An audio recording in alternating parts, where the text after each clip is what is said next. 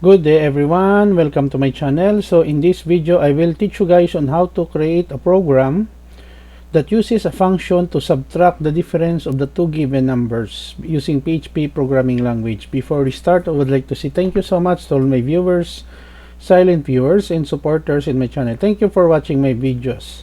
If you are new with my channel and then you like this video, please hit the like button. Don't forget to share and please support my channel guys by clicking the subscribe button. So let's begin.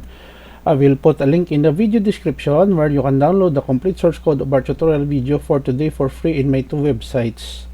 You may click also the notification bell so that you will be notified with my newly uploaded video. So basically guys, I'm only using online GDB as my PHP compiler. So we have here the starting tag in PHP function subtract $a, $b, two passing parameters. $div assignment statement equals open and close parenthesis $a minus $b return $dev. So here we have two variables $c and $d. In line number 7, $c we assign a value of 12, $d we have 8. So another statement here, $result calling the function subtract, and then we pass the two variables $c and $d, and then echo the difference between $c and $d is result. Okay, let us click the run button.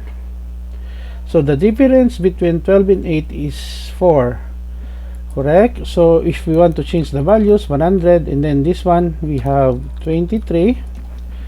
When we run, the difference between 100 and 23 is 77. Okay guys, so this is the end of our tutorial video on how to create a program that will subtract two numbers using a function in PHP programming language.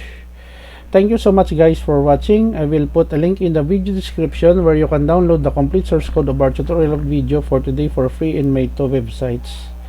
Don't forget to like, share, and please support my channel guys if you are new by clicking the subscribe button. See you in the next video tutorial guys. This is your friend Jake saying bye bye for now.